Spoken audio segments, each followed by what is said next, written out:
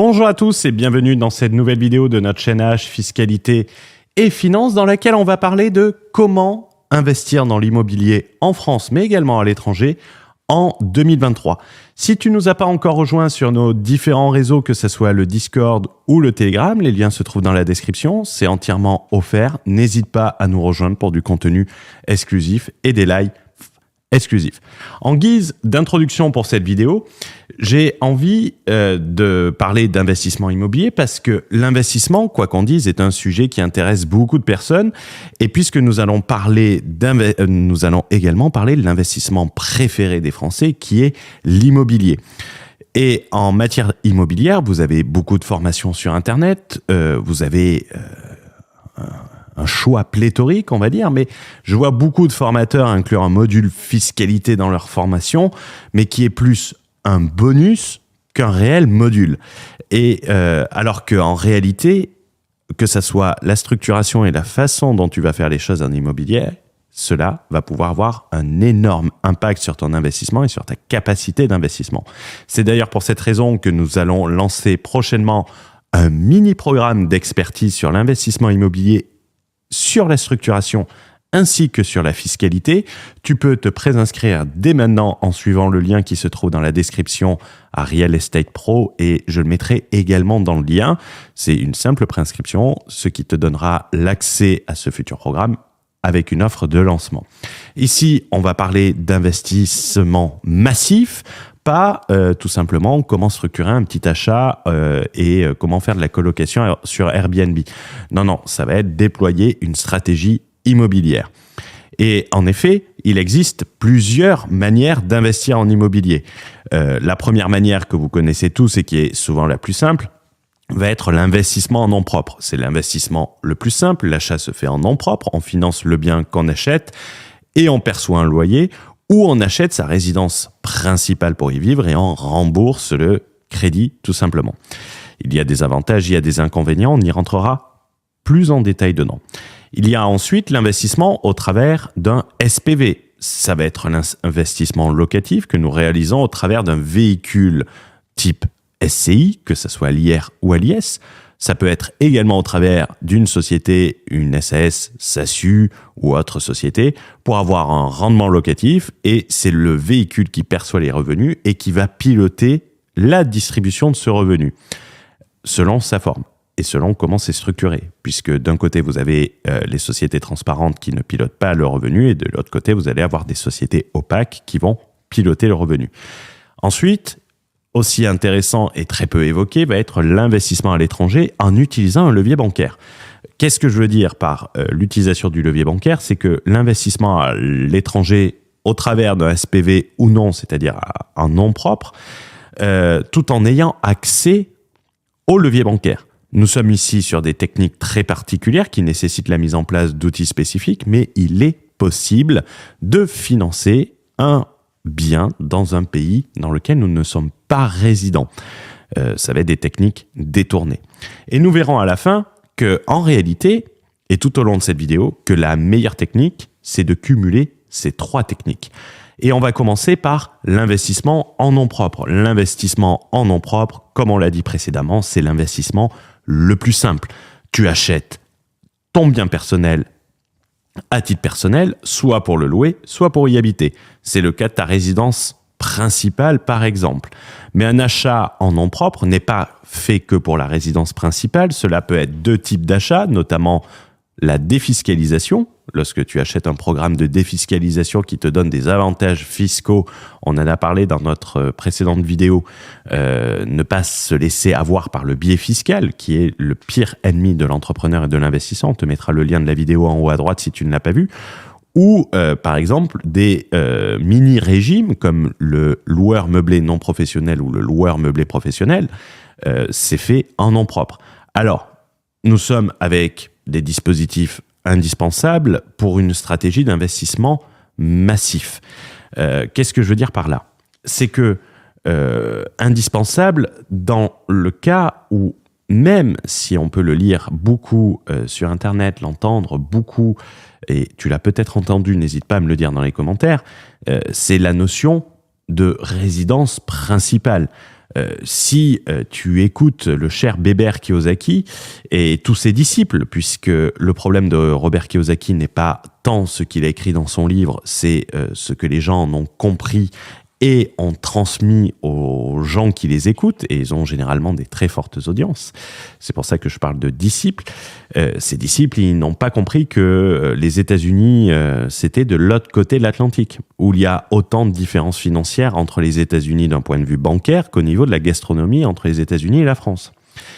Et plus généralement en Europe, puisqu'en réalité, le concept de résidence principale est un facteur important. Et contrairement à ce que dit Bébert, ce n'est pas un passif, mais ça va être un actif. Et cela va favoriser votre stratégie d'investissement, surtout si vous voulez investir massivement. Après, et selon moi, et cela n'engage que moi, même si l'investissement LMNP ou LMP peut être intéressant, cela va vite être un frein. Également, c'est la même chose avec de la défiscalisation. De surcroît, si vous perdez plus à la sortie que ce que vous avez économisé en impôts. Mais il y a des biens où ça peut prétendre à un sens. Mais les entrepreneurs, généralement, limitent au maximum leur rémunération par biais fiscal, ce qui veut dire qu'ils ne vont pas pouvoir bénéficier de la défiscalisation. La défiscalisation va être intéressante principalement lorsque vous êtes employé. Surtout qu'en France, les banques ne vont pas prendre en compte vos revenus locatifs. Ils vont les extourner comme si vous ne les avez pas, dans un premier temps. Et donc cela va réduire tes capacités, ça va réduire plus tes capacités que les augmenter, notamment si tu es un LMNP ou LMP. Donc, quoi qu'on dise, pour investir massivement, il va falloir être familier avec ce qu'on appelle les SPV, Special Purpose Vehicle, en association avec ce que nous avons vu avant. L'investissement au travers d'un SPV, comprend, c'est une société tout simplement. Un Special Purpose Vehicle, c'est une société créée pour porter cet investissement.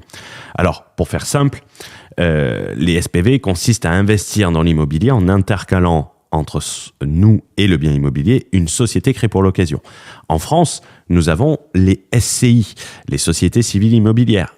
Il est important de le préciser, ces formes de sociétés n'existent pas partout, dans tous les pays.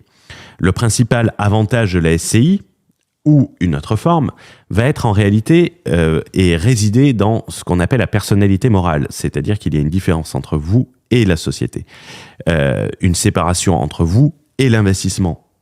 Ce qui va permettre de mettre en place une sorte d'ingénierie lorsque vous savez utiliser les véhicules, lorsque vous savez utiliser les mécanismes qui sont associés avec ce type de société.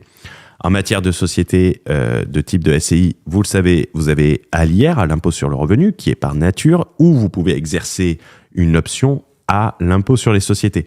Attention, cependant, l'exercice d'une option à l'IS peut changer la nature du financement, de le transformer en de perso à pro. Donc, c'est très important d'en avoir conscience. Lorsque vous êtes en financement professionnel, vous allez avoir des durées qui sont plus courtes et des taux d'intérêt qui sont plus élevés. Vous pouvez également investir à travers une société à responsabilité limitée telle qu'une SAS, mais le caractère de la responsabilité limitée, c'est-à-dire que contrairement à une SCI, vous êtes responsable indéfiniment, une SAS, vous êtes responsable au montant de vos apports,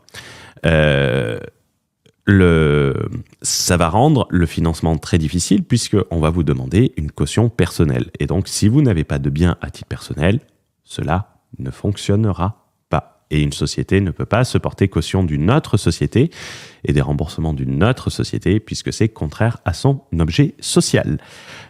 Mais également, une SCI va nécessiter 2 associés, contrairement à une SASU qui peut être unipersonnelle. Concernant les 2 associés de la SCI, et toujours dans la rubrique de l'investissement au travers d'un SPV, le deuxième associé, vous le savez, et peut-être que vous allez le mettre en commentaire avant que j'en parle, on va vous dire il suffit de vous mettre une société holding et le tour est joué. La réalité, ça c'est très beau sur le papier, ça fait rêver. En plus, la holding a ce côté fantasmatique, puisqu'il n'est pas maîtrisé, de se dire ouais c'est génial, je mets une holding et voilà. Mais la réalité, elle est bien autre sur le papier. En réalité, c'est compliqué.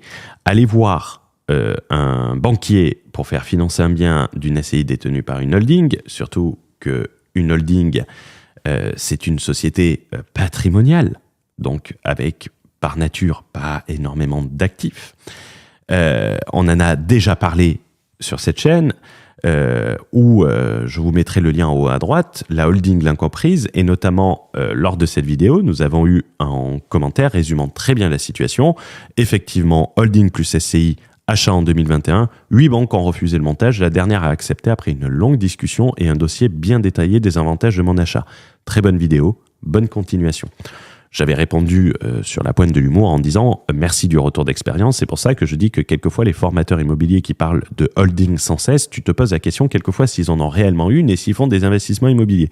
Parce que tu vas mettre un degré de complexité dans ton montage et dans ton financement qui va faire que la personne préfère refuser qu'essayer de comprendre l'intérêt du montage. Le montage va faire peur.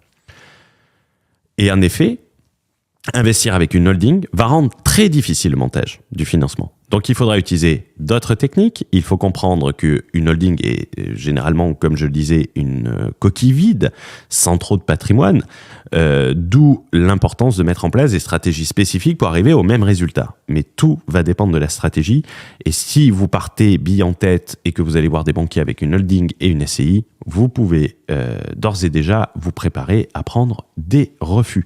Donc, pour utiliser les SPV, il va falloir faire preuve d'ingénierie financière, il va falloir connaître tous les mécanismes pour maximiser sa capacité d'emprunt et donc d'investir massivement. Il ne suffit pas de créer une SCI, de la rattacher à une holding et d'aller voir un banquier, sauf si vous voulez avoir un gros taux d'échec. Il va falloir le structurer d'une manière différente. Concernant maintenant l'investissement à l'étranger. L'investissement à l'étranger a été rendu possible notamment grâce à Internet qui nous a connectés au monde, qui a permis de rentrer en contact notamment avec des professionnels du secteur qui sont spécialisés dans l'investissement immobilier. Et effectivement, investir à l'étranger peut présenter plusieurs avantages. Le premier avantage qui est identifiable, c'est des retours sur investissement plus intéressants. Ces retours sur investissement plus intéressants vont permettre une meilleure rentabilité qu'on pourrait avoir en France. Également, le deuxième avantage va être une fiscalité plus douce. En France, l'immobilier est relativement taxé, notamment si vous le faites à titre personnel. Il faut savoir que la fiscalité d'un bien immobilier est la fiscalité de la localisation du bien immobilier. Qu'est-ce que je veux dire par ça ? Un Panaméen résident au Panama, investissant en France dans un bien immobilier en France, sera taxé en France sur ce bien immobilier. Dans l'autre sens, ça veut dire également qu'un Français ayant un bien immobilier au Panama et recevant des loyers au Panama ne sera taxé qu'au Panama. Il ne subira pas de double taxation, il ne sera pas soumis à la fiscalité française.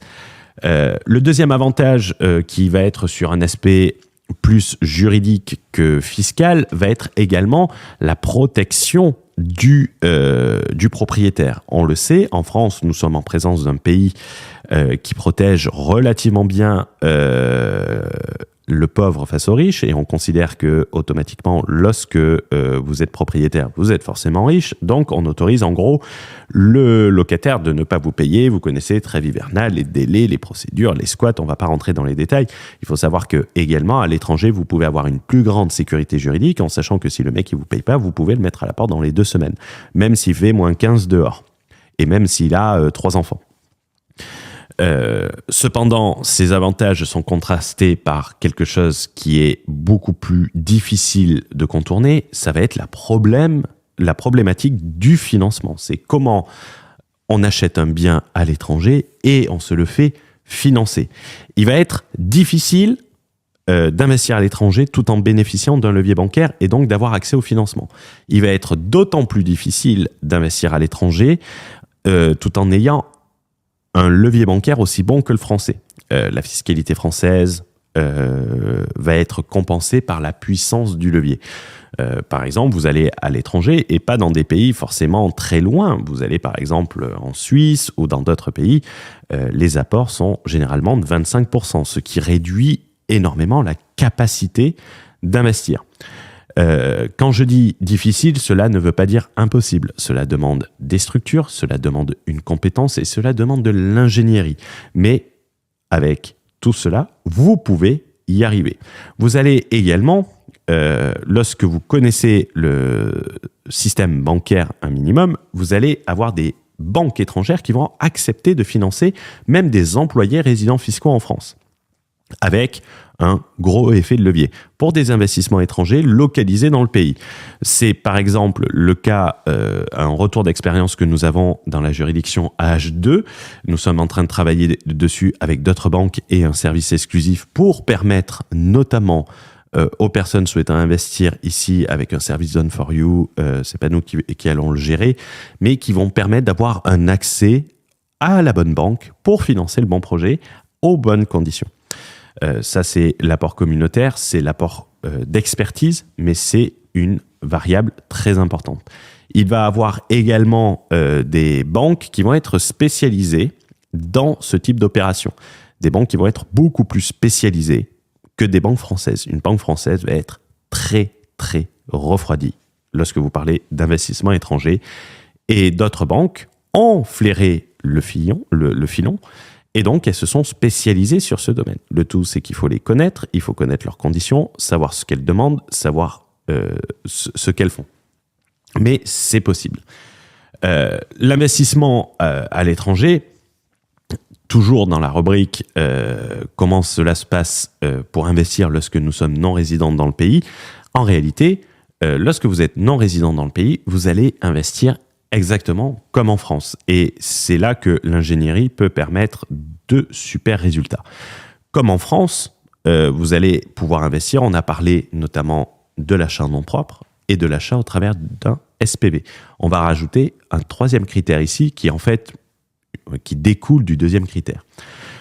Vous allez pouvoir investir en nom propre avec une déclaration non résidente locale. Ça veut dire que tous les années, par exemple, vous investissez en Belgique en étant résident français. Vous êtes non résident belge, mais vous allez remplir une déclaration fiscale belge dans laquelle vous allez mettre, par exemple, vous avez gagné 20 000 euros de loyer, vous devez 2 000 euros, vous les payez à la Belgique, il vous reste 18 000 euros. Cet argent rentre en France et n'est pas refiscalisé.